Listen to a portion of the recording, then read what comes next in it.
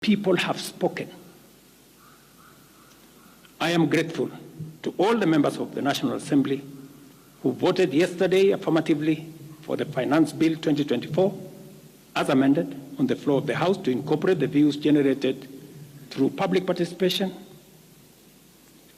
And following the passage of the bill, the country witnessed widespread expression of dissatisfaction with the bill as passed, regrettably resulting in the loss of life, destruction of property, and disintegration of constitutional institutions.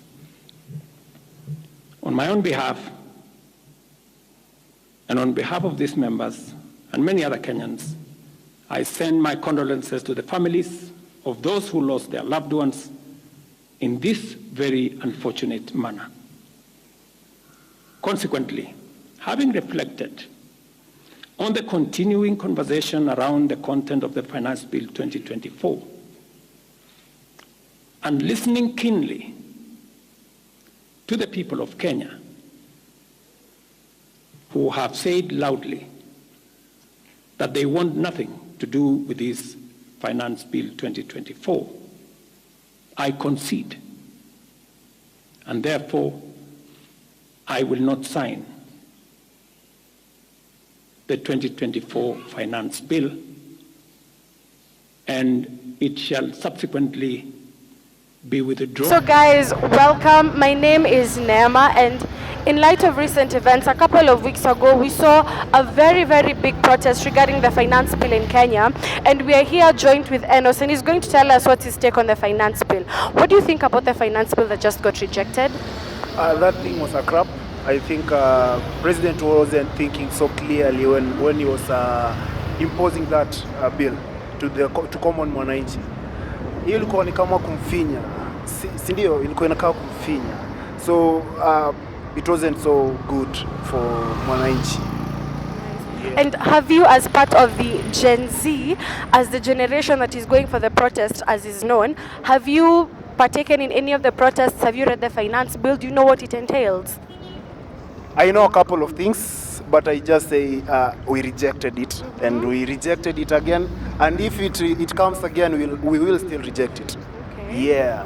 And I support the movement, and we are here to fight till we get accountability, a good governance, and good everything. We are Kenyans, and we say Kenya ni home. We are not ready to lose it. We are not ready to lose it to Western regions, as the guys trying to sell us Kenyans to the Western regions, but we are here. We stand still and we'll fight. Nice. Yeah. Viva!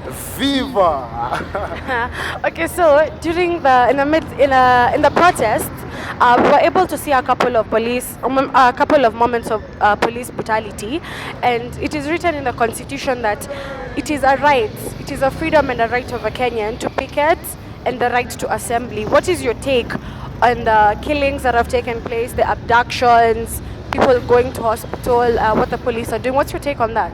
You know, it's so dangerous to introduce someone who doesn't have anything to power. So, he used to say dynasty thing. But we've seen it's dangerous, very, very dangerous. In the coming election, we rather elect a cool kid than putting there a hustler who has no interest, any interest to a common mwananchi. Police brutality has been witnessed. We've seen police beating, caning or beating protesters, killing them and doing sort of things to them. It's because they are given orders and wameka tumbo mbele. That's what we can say. Mtu akiwa na njaa na akwe mjinga anaweza tumika vibaya. So that's what I can tell to the police. Wako na njaa na tumbo iko na njaa na wajinga, so they don't use their senses. They don't use their senses. We are fighting for them. We are fighting for their children. We are fighting for their families as well. But they are here fighting us. Yeah. So they are police are. I don't have a good word to give them because I don't want to to say a bad word on media. Yeah. So one last final question. The Constitution also states that all sovereign power belongs to the people, and they shall or may execute it. So what would you tell the members of parliament who voted yes to some of those who are busy flaunting public money on their social media accounts, the ones who have not been accountable with their manifestos in their respective constituencies? What would you tell them as a youth who is expected to vote in 2027? We put you there. We can as well take you from that seat. So be careful with what you do. Be careful with what you speak. And be careful when you're addressing us. You don't just come here, threaten us. We employed you, bro. We can take you off that seat, man. So don't play with us. We are Gen Z. We are Kenyans. And the movement is unstoppable. Be careful with us. We cannot be manipulated. We cannot be manipulated. Be careful.